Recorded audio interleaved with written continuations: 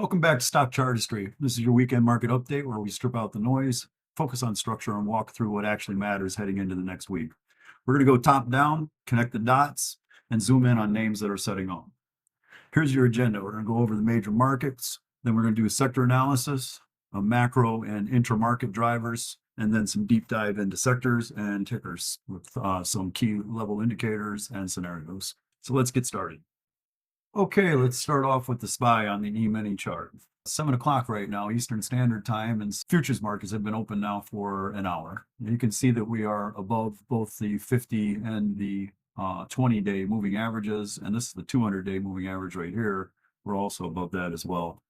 I have these labels over here that kind of give you an indicator about whether your price is above the moving average. It's above the 5, 10, 20, 50, and 200, so that's great.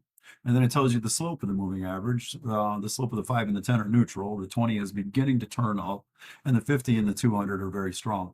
So this is implying that that the momentum is actually on the bull side at this time. And we can see clearly that we are in an uptrend from here that has not been broken. So right now, this is still a bull market until otherwise noted. But there are some cracks developing beneath the structures. Your alternative markets analysis over here, we have it on a weekly chart, and you can see from the weekly chart that once again, all of the major indexes are on the upswing. Bitcoin had a really rough week, went down pretty hard from its highs. It just couldn't get over that highest high. And DXY has kind of fallen into a flatline zone down here around 88. It looks like the interest rates are trending down, which is good for the stock market.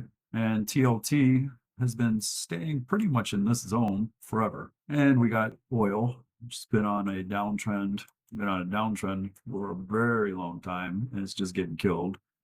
And gold is on helium, and its uptrend is accelerating. We look over here at our dashboard, the market change for last week. Your winner was QQQ and TLT, but it really wasn't that significant of a win. It was only 0.5. It was only 0.56 gain. And you can see down here that the loser was Bitcoin.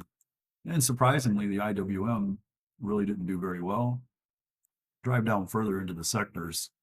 XLY had a great week, and that was probably mostly driven by Tesla, which has really been on a tear lately. And then XLK actually did very well, and the semis didn't do too bad either, considering as beat up as they've been.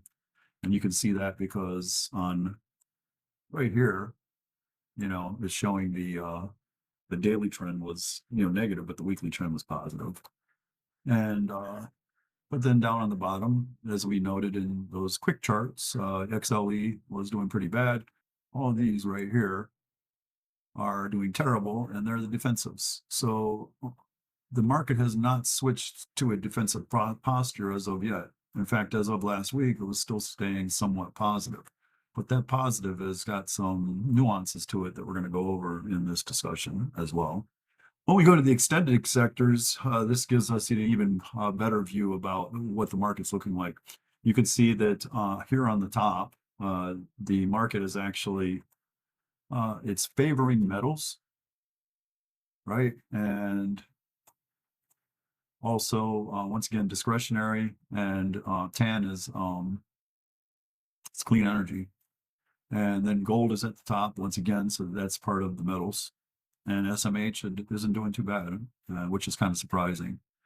And when we look down at the bottom, once again, the defensive postures are down. The high beta IBIT and Bitcoin derivatives, I use Mara as a derivative for the blockchain miners. And they're pretty low. You got USO is low, and XLP not doing too well. When we review the sector analysis via the ratio charts, we really get a lot more insight into which sectors are doing best. You have over here where the XLK, it's possibility that it's beginning to put in lower lows.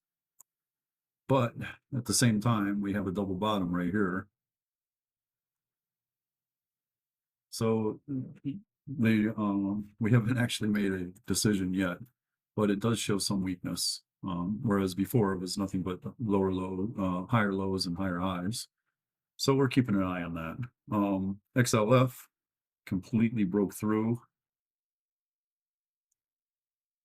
the moving averages along with the XLV. XLV has some really strong names in it, and then some other names that really are not doing too well. So it's kind of a mixed bag. XLY had a great week, but once again, it's really probably mostly driven by Tesla. Amazon was kind of flat last week. The XLI looks like it's trying to recover the trend lines, and this might be a place where people are going to start to put some money because it looks like a value opportunity. And then the XLU, XLP, these don't look very good at all, along with TLT, which is a good sign for the market right now that people are not going risk off. Of course, housing doesn't seem to be doing very well at all. It's completely following this downtrend line right here. And, as noted before, XLE is also stuck in a downtrend line that it can't break out of as well. And Bitcoin is trying to recover this downtrend line right here. It's trying to set up something, but we're not 100% sure how that's going to go just yet. And XLC has recovered the moving averages, is still just slightly below the 200-day on the ratio chart. And the SMH, guess what? Even though it's been taking a lot of hits lately, it's still higher lows and higher highs. And until further notice, dips should be bought. But you want to be selective about where you buy those dips.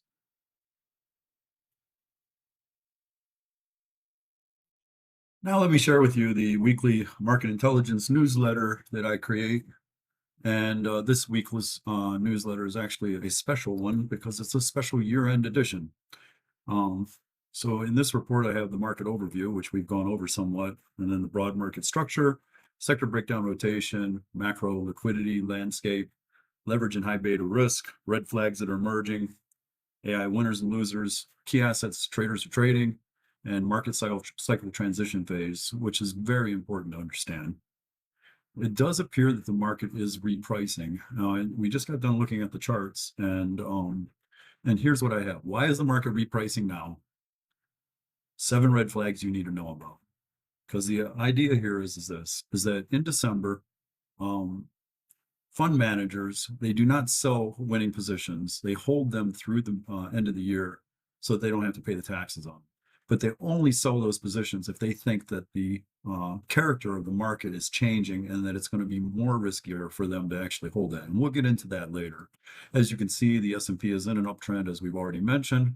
But here's an example of IBIT and how desperately it fell all the way from 73 down to the mid 40s, which is almost a 50% decrease in the course of 1 month. And I know people who are involved in that trade on the buy side, and they're hurting. And Bloom Energy also has been in that realm. And even though I got Tesla listed here, Tesla has actually been high volatility to the upside. So the volatility has just been amazing on both ends. Here's a heat map of the S&P. And one of the things this heat map shows, and it's not a very good image, so I guess I'll have to make sure I do that better in the future. But what you can see from this heat map is that it's primarily red, almost completely red. And even the market leaders like Apple and Nvidia and the ones and the stocks that you usually could depend on, the Magnificent Seven. Well, the Magnificent Seven isn't so magnificent anymore. However, Tesla was quite magnificent last week. So the broad market structure, it's holding up, and it's what we're seeing is that what's happening is there's rotation happening. And so this is not that people are getting out of the market, but in late cycles, risk tolerance narrows and capital becomes very selective. So what we're seeing here is even though the S&P is pushing into new highs, the index is actually masking internal weaknesses. The QQQ was very strong last week, as I've already mentioned. But if you look at this chart here, you see that until we take out that lower high that it's already put in, it's putting in a potential, that's a potential lower high for a lower highs and lower lows for a change of trend. So it's possibly repricing it already. And it's already took quite a big dip down here in November. And then the beginning of December really wasn't very good to QQQ as well. Meanwhile,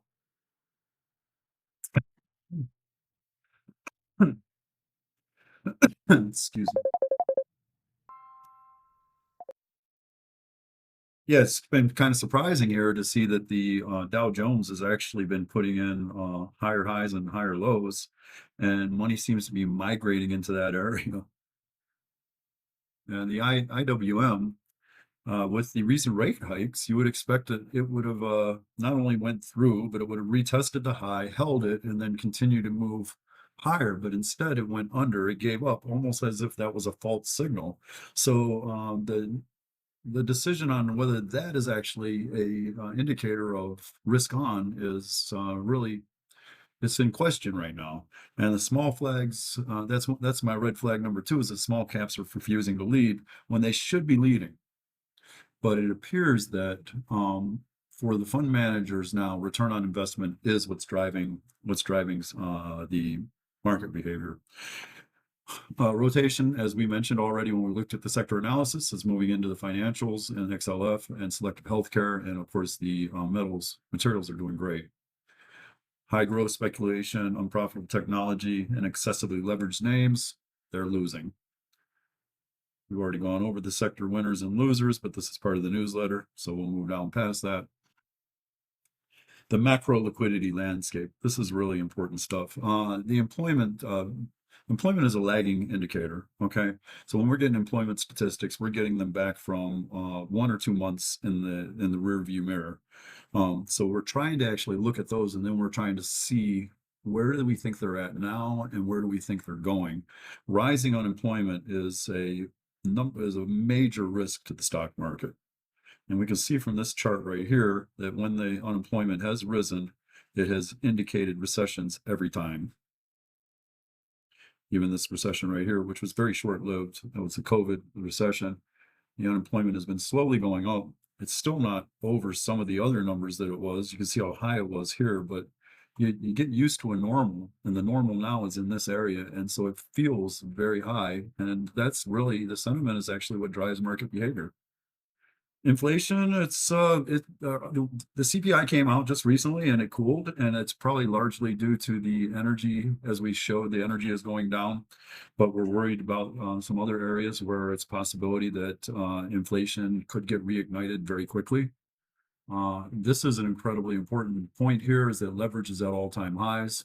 And what that means is that when the leverage is at all-time highs, these high beta assets, they can get unwound very quickly. You can see from some Subu Trades chart here. Let's go ahead and wind this down a little bit.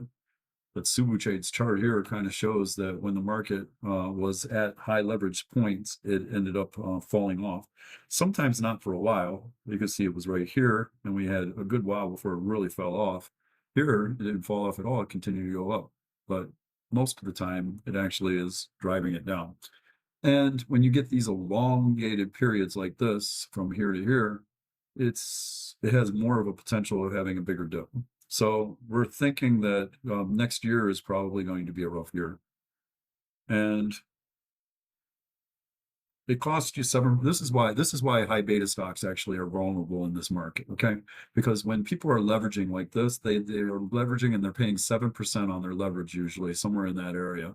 That means that they have to return more than 7% from the stock, and it means they want to return somewhere between 20 and 50%, so they can get paid on the stock, and then they can make their commissions as well. Once these stocks are elevated like that, and the risk is and the leverage is elevated, the unwind happens incredibly fast. It can a 10 to 15% move can actually trigger margin calls and forced liquidations. And this is why Bitcoin and the high beta names are will sell off violently if this ends up happening. But it also shows why people are actually driving these stocks down right now, because What's happening, I believe, is that they're not necessarily getting margin calls, but what is happening is that they're seeing these things all lining up and they're actually de-risking at this time. And this is what I alluded to in the very beginning of this newsletter, is that what we're seeing is selling now in December. We saw selling in November, which was not 100% surprising because we expected that to happen sometime around September or October. And since it didn't happen, the market did have to actually take a pause. It can't go, markets don't just go straight up.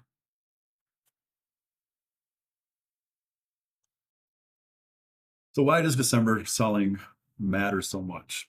Think about this. You're an investment firm managing 50 to $500 billion. This tax deferral is an enormous value that you can take advantage of. Instead of waiting for the next 30 days or now even the next 10 days to make those gains unrealized and then use that money, they could go ahead and cash it in after the first of the year, and they could use all of that money, $2 billion, to invest it back in. If they get a 6% return off of $2 billion, they made $120 million on free money. Not only that, they don't have the cash flow of paying the taxes immediately as well. So they're having to pay the taxes immediately. They're losing the opportunity cost, and they're reducing their deployable capital. Why would they be selling in December? That's a huge question. And it only signals that the tax inefficiency of selling is more important to actually go ahead and have that versus what they're seeing on this market and what they think is getting ready to happen this coming up year. Let's go into the next section here where we'll talk about the AI winners and losers, and we want to focus in on NVIDIA, which has been the market AI play for the last couple of years. The SMH seems very split right now.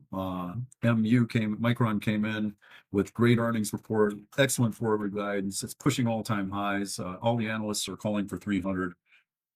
Dips are viable in this company. These companies that have the real earnings to show and clear demand and sustainable margins, they're going to be the ones that you want to be in. Weaker names, NVIDIA, AVGO, and actually I've got every single one of them down here. You can see that ARM is actually very weak. CDNS is very weak.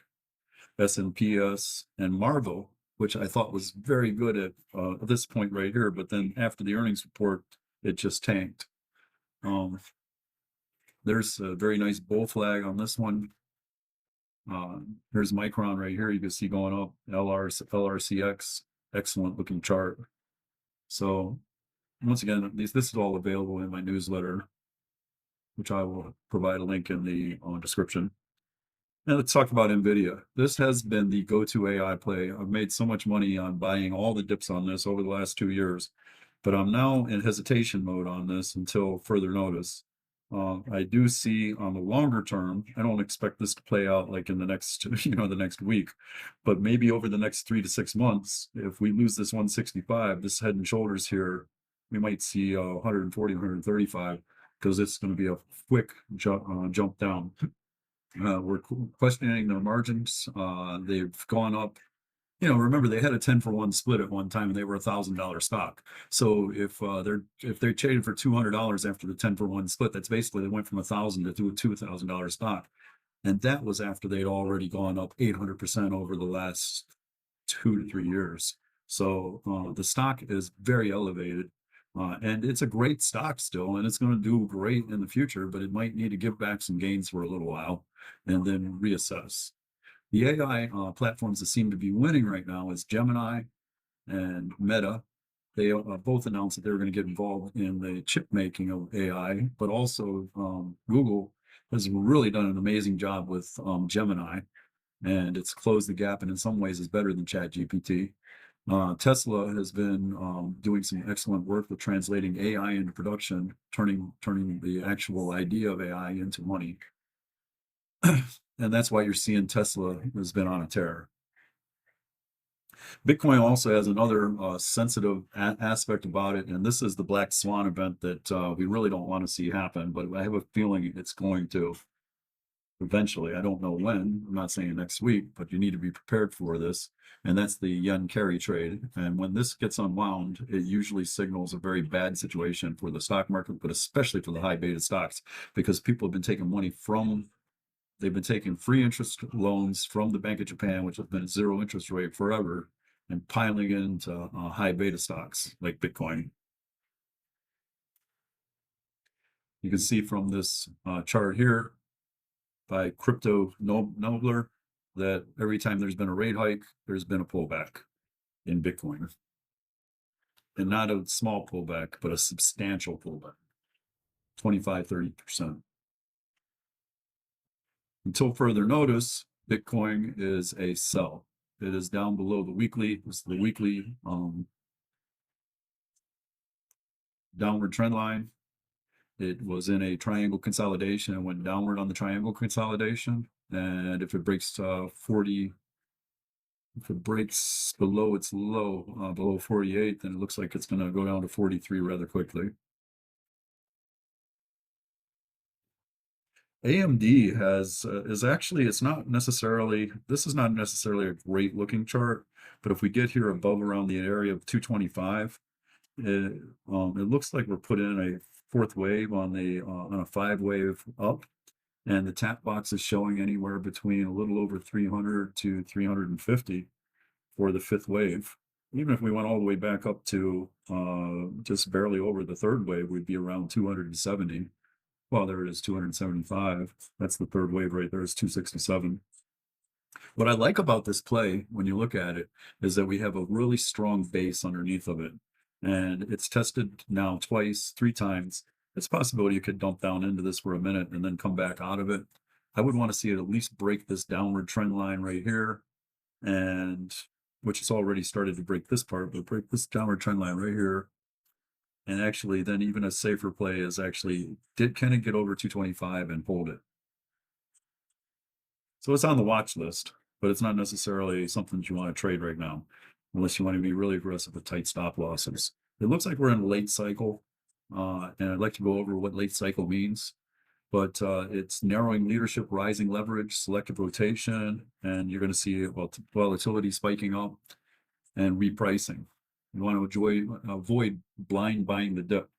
This is usually this has been the way everybody's been making money in this market, and it's just buy every dip. And but that is no longer, at least at this time, it's no longer advised. You need to respect the volatility because it's going to begin to increase. And here's a market cycle reference table for you that I have in the market intelligence report. I do believe that we're either in late cycle or already in this transition phase where volatility is rising, leverage is unwinding at the very beginning of the transition phase, and we got winner-loser splits. And so I've made notes of like what sectors to trade in and what sectors to avoid. And you can see that it does kind of fit that theme. And if we are in that phase, then it makes sense also going into a third term election year, which are notorious for downtrends, that we'll probably begin to start to see the people moving into the protectionist stocks. But if you remember from our sector analysis, that is not happening right now. So we are not in a downturn at this stage. We're actually in a transition phase, and that's where the bulls and the bears are going to fight it out. So it's possible you're going to see gains, and you're going to see short squeezes, and it's going to be running up, but then also the bears are going to come back in and they're going to drive it down. That's kind of where I think we're going, at least for the first part of the year next year. And so in summary, nobody's going to tell you that we're at the top, and don't try to play, shorts thinking that you're at the top, but you do need to pay attention to all these whispers. I gave you 7 red flags out there to watch out for in regards to the selling that's possibly happening. And here they are: the December tax inefficiency, the high beta liquidation, crypto weakness, AI profit scrutiny, sector rotation, carry trade stress, and elevated leverage. I don't even have on there the idea that the third terms are notoriously weak. This market risk needs to be respected. Okay, it may melt up, it may chop. You need to be very careful about making your selections. It's no longer, you can buy whatever and you're going to go up. Throw a dartboard at the dart and you're going to hit a bullseye. You need to be very selective, be very disciplined, and be prepared. Markets don't warn loudly, they whisper first. Listen, have a great day and stay green.